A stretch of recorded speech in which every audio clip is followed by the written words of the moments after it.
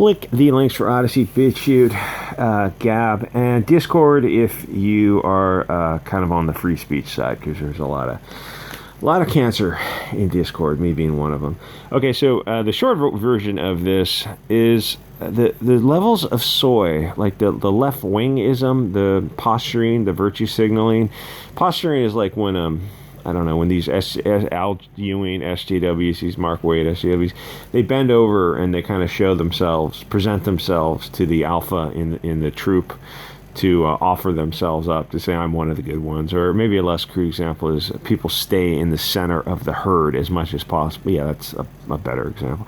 They stay in the, obviously I can't edit these things. They stay in the herd because they're terrified of being picked off by the predators at the perimeter of the herd. The thing is, the predators, the call was coming from inside the building the whole time. The predators aren't the big cats on the grasslands. The predators are in the herd itself. It's just a herd where you've got some horns and you're just stabbing each other left and right, forcing people out of the herd. It's like, you guys are all the bad people.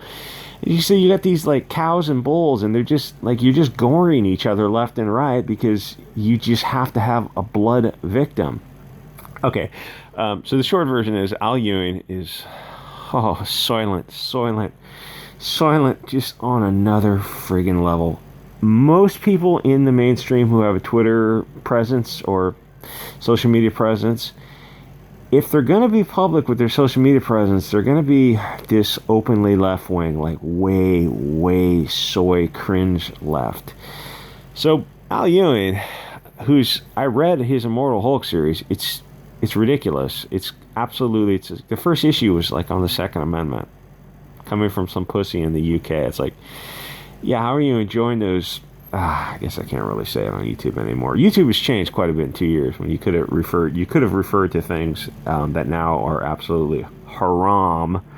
If you get the connection. Anyway, so people are supporting Joe Bennett on Twitter because it turns out there's like this revival of, I don't know if nationalism is the term, if right-wingism, of something. There's this revival under the surface that even is showing up on Facebook and Twitter. I mean, obviously I'm on Gab. That's 80% of Gab. Though there are left-wing people on Gab, believe it or not. They're wearing asbestos the whole time because they're getting burned. So there's this resurgence of, I don't know what to call it exactly. I guess nationalism or tribalism. Maybe, yeah, tribalism is probably the accurate term. And people are supporting Joe Bennett. Like, yeah, the usual suspects, far left-wingers in the mainstream are, supporting getting rid of him because he drew some cartoon. Oh, well, let me get that. But when you look at the big picture, cool cartoon. You look at the big picture, you look at Marvel and DC and Dark Horse and Image, they suck. They suck. They really suck. If you like that sort of thing, hey, God bless you. Go for it. Okay, so anyway, so Vox Day, EVS, Joe Bennett, who drew the cartoon, and Al Ewing.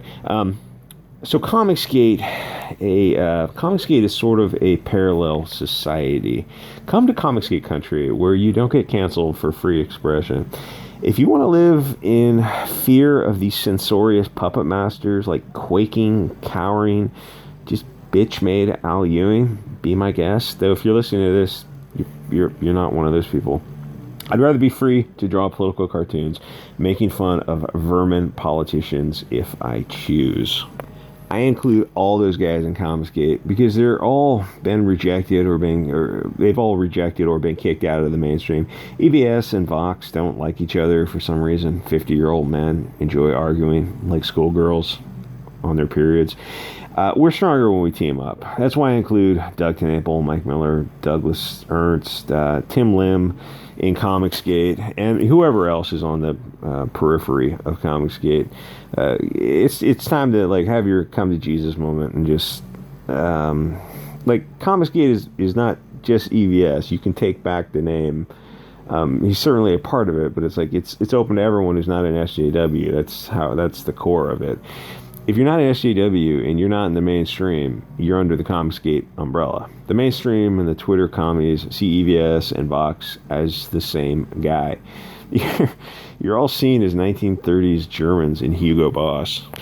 It's really cringy to see Vox and EVS argue when they're in the same boat, and they have very much overlapping customer bases.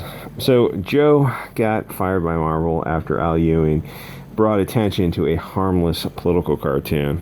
Because Joe Bennett, if I had to guess, I'm assuming he's a nationalist. I don't want to put words in their mouth, which means he's not welcome in the mainstream industry. And the thing is, what the left doesn't understand is that you can discuss ideas and propose ideas and rebut and argue ideas without advocating those ideas. That's what the open marketplace of ideas is all about. That you raise an issue, you present evidence, and then cross-examination, there's rebuttals. There's people talking to come to the best, the truth, to come to the truth or the best path forward for your tribe. That's I don't know, this Socratic method of civilization, this democratic method. What you have on the left is this authoritarian method, where instead of issue, rule, analysis, or argument, analysis, conclusion, you're presented with the conclusion up front, and then you're presented with the conclusion in the middle, and then they conclude with the conclusion. You're like, wait a minute, why don't you get people on both sides, two experts in the field, to calmly, rationally, reasonably discuss this like mature adults? Well, they don't want that. They're terrified of that. They just want to present a fait accompli. They just want the conclusion. And if you don't like the conclusion, then you're one of those anti-conclusion people. It's like, well, what if I don't trust the source? Oh, well, then you're anti-source. Like, this is just like Stalinism, right? They wish they had as much power as Stalin. One day, they probably will, unless we stop them. Anyway, so someone like Joe Bennett, who's drawing cartoons, weird to think you get fired for drawing a harmless political cartoon. He's not welcome in the mainstream comic industry post-Trump derangement syndrome 2016 and BLM riots 2020. So where's he to go? Enter our diminutive jiu-jitsu master hero, Ted Vox Day. I forget his last name. Who I guarantee has a katana. He seems like the kind of guy who has a sword collection. I'm a little envious of, because those swords are very expensive. Vox has Arkhaven Comics, which is very good. Very good. And he writes one of the stories. It's some Roman story, and it's solid. It's easily better than 99% of the mainstream. Here's the thing, maybe you don't like his YouTube channel, you don't care for it. I saw a few of his episodes years ago to see what all the kerfluffle was about. It's about nothing. He's just a normal person talking about history and politics. I listened to a few episodes, enough to get a sense of where he's coming from. Like, I know what he's saying, I know where he's coming from. I didn't need to listen to it every day. He's just a normal person. Maybe he's not the best presenter in the terms of... some people are made for YouTube, others aren't. But he's not any of the things they're accusing him of. It's just nonsense when they have somebody who's not lockstep in the plantation who says, wait a minute, your premise that isn't the foundation for your premise isn't well established. Oh, are you one of those anti-foundational premise peoples? Because that happened 80 years ago. It's like, it's nonsense. You don't want to have a discussion. You want to have a conclusion. You're just an authoritarian. That's like, you want slaves. You don't want discussion. You want to be a slave master. It's like, that's what the left is right now. The people who want free speech are now suddenly the Nazis. It's like, okay, well, you know what you've done? You made them appear the rational, reasonable ones, and you made yourself look like raving lunatics, which is what the left is right now. So, yeah, I'm sure he's got a katana. Anyway, Vox Day is a really good writer. I read some of the issues of his Roman Legions books. He tells a coherent story. The 99% of the mainstream can't do that. They tell cringe. But unfortunately for Ted, merit literally doesn't matter in the mainstream. Otherwise, he'd be writing for the mainstream, which he should be. All these guys, Ethan, Myers, JDA, Chuck Dixon, all these guys should be writing and drawing for the mainstream. If they did, well, you wouldn't have a Comicsgate. You have a very successful mainstream. It's weird when you look at people who are in the mainstream and they're dog shit, and then you look at the people who are in Comicsgate and you're like, yeah, these are all pretty solid writers. They're not, maybe they're, I don't know if they're, Shakespeare, but they're better than mainstream, which nowadays doesn't say much because the mainstream is really, really crappy. But if you had them in the mainstream, you wouldn't have Comicsgate, and you wouldn't have this multi-million-dollar growing industry.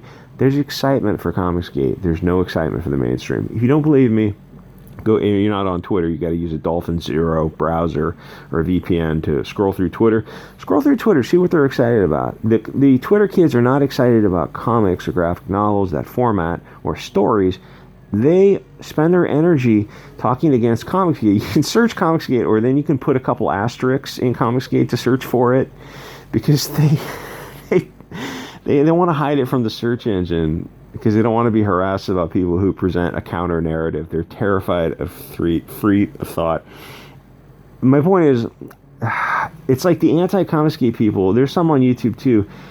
They're not pro the source material of Al Ewing comics. Very few people are excited about Immortal Hulk because it's very milquetoast. They're anti-CG, which CG is the source material for something else entirely. Like, CG is building its own thing. And so is Arkhaven Comics, which, like, CG Arkhaven Comics are kind of the same thing. They're just anti-mainstream people who want free expression. They're not cancel culture types. They're not SJWs. They don't want to be authoritarians. They want to put ideas out there.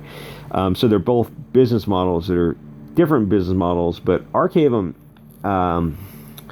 it's smaller than CG now, but it seems to have more growth potential because, and I'm not sure how they're going to monetize it unless they're selling graphic novels. Like, if you get like a 10-issue series, you put 3 graphic novels online, and then you sell the rest or something like that. So it seems like it's got longer term growth potential. It's like Comicsgate and these Vox Day analysts guys. It's like, just team up, just be reasonable adults and start talking to each other. Anyway, so someone like Vox Day who can actually write is not welcome in the mainstream because his place on the oppression hierarchy isn't high enough, which I forget what his mix is. He is some kind of person of color of some sort of another. So it's like, it doesn't matter. It's like, it doesn't matter what you are. If you're a wrong thinker, like if you're a black conservative Christian, then you're literally Hitler. It's like, but that doesn't make any sense. It doesn't have to make sense. It means you're not on the plantation. You're presenting a counter narrative.